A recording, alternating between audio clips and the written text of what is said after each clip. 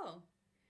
It's me, and my I might get a call in the middle of it, so I might have to re-record it because I'm having issues with my computer, and so the lady's going to call back. Hopefully, I'll get this done, but I wanted to send an email out to you, so I've got to do it fast. All right, so we're looking at belief this morning. What is belief? I want you to believe in you. Belief is acceptance that something exists or is true, especially without proof.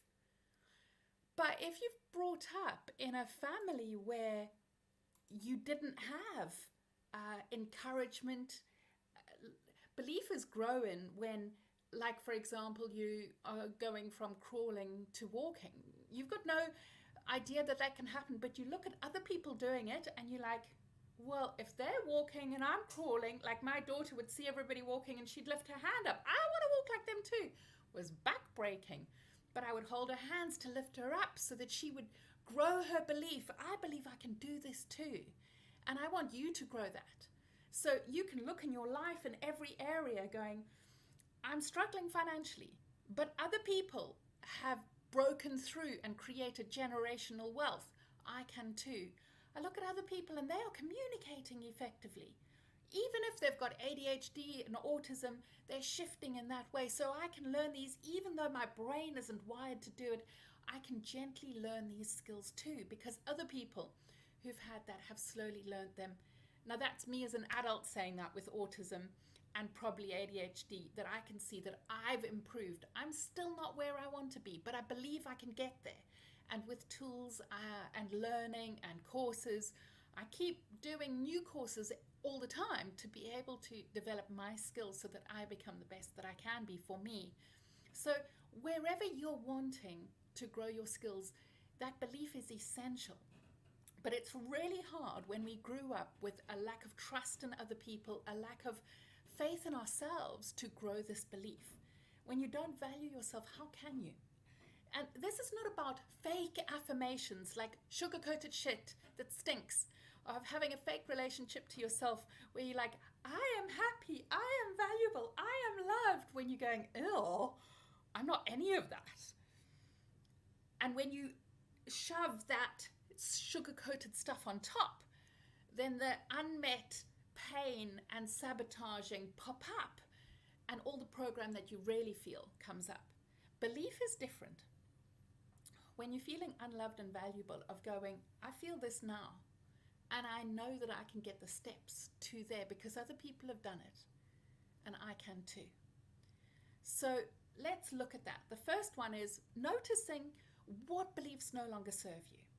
So were you taught that you were unlovable? Because these things will get triggered if you come home from work and somebody doesn't help you with the shopping, and you're like, nobody cares, I am all on my own. So when we can notice what these beliefs are, and when you get triggered, you can go, what is the belief that's lying under here? Is it that I'm not lovable? Is it that I'm not cared for? What is the belief that's being triggered underneath all of this?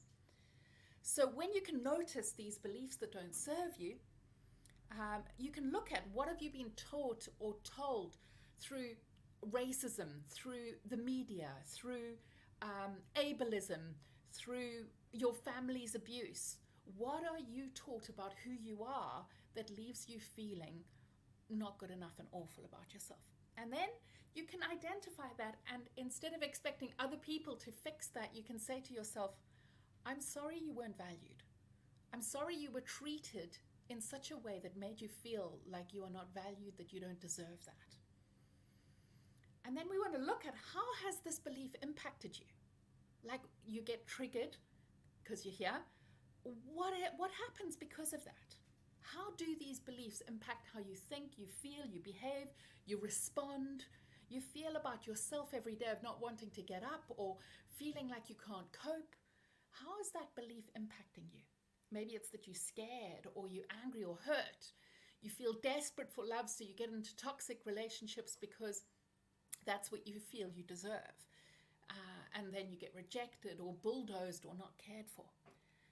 And then that triggering happens. So I want you to see the impact and really weave love into that, the empathy and the care. And I was asked, how do you grow that value when you don't have it? You need to repair that inside. Otherwise, it's just putting like a nice picture on a wall that's falling down, or a foundation that's flaky. So we want to go into that and weave goodness and care into that, of empathize with that part of going, you so deserved love and care. And I can see how much pain it is that you didn't get it. It makes sense you're triggered by this. And you want to give it the love and care that you didn't have. But I don't want you leaping into traumatic incidents, just a general glossy overview, and weaving love into yourself and saying you never deserved that. You only ever deserved love. Everybody does. Everybody does. Okay, so then the third thing, I want you to see what is your strengths, your skills, your support around you, so that you see you've got this resource to grow the love and the goodness and care within you. So I want you to share in the group and share, this is what I love about me. And I also want you to go and ask between 1 and 10 people. I did it last year and I just posted it on my Facebook page and said, tell me what you love, cherish, value and respect about me, please, because I'm doing an exercise for a program I'm in. Just blame it on me. You can even tag it and say, I'm in Tame the Triggers. If you want to not share that, you're welcome to just do it anonymously and say, I'm in a program or I'm in a workshop, and our task for today is ask people what they cherish, value or respect about us, and then share it. Come back and share it in the group and share. How did it make you feel? And I want you to keep going and keep asking somebody until somebody says something that just makes you feel like, this is me. They've captured a word or an essence of who I am and who I want to become, so that you have this foundation of, this is how people see you. This is how they see your goodness. And this is how you grow and see you. So I want you to celebrate yourself and come and do that. And when you have these kernels, these seeds of who you are, and you see your strengths and the skills, you can then see, okay, I believe in myself and this is where I'm going. And here's one little magic thing that I just adore. Belief. Let's look at this word. In Afrikaans, lief means love. So they say, ek is lief vir jou. I love you. So to believe in yourself is to be love to yourself. That's the love that you've always deserved. Even if there's no proof, like, whoever you are, you're not valuable because of your success or your family or your looks. You're valuable just because you are. And I know when you've grown up without value, you doubt that. You can look at yourself and go, this is what I want to create. We've done the vision. This is what I want to create. Now I want to fall in love with that vision and wake up and go, this is the life that I want. This is the strength that I have to get there. This is the resilience that I have. These are the skills that I need. And this is the support that I need to get there. So, many of you know that I run, coming up is the Overcome Emotional Abuse program. And a lot of people from here come and join that 8-week program. And then we've got after that a Restore membership with the Lufu crew, which is an ongoing family of just growing the skills to love so that every area of our lives comes to light. So don't panic that you think I'm all alone, because that is to come.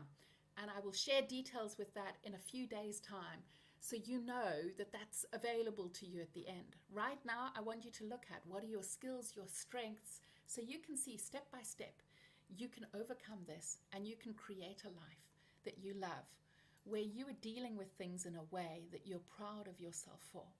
Life is still going to be stressful. Taming the triggers doesn't take away life, doesn't take away racism or toxic people, but it helps you to love yourself no matter what is going on the outside. So I'm sending you love. I've done it under 10 minutes, and I look forward to hearing what everybody has said about you. Come and share in the group so we can celebrate you. And more than anything, I want you to share how it shifts and what it makes you feel to hear why people love you, cherish you, and respect you. come and share in the thing. And if you're wanting the recordings at the end, I sent out yesterday the VIP link, and you'll be able to get the recordings at the end on that link. All right, I'm sending you love. Bye.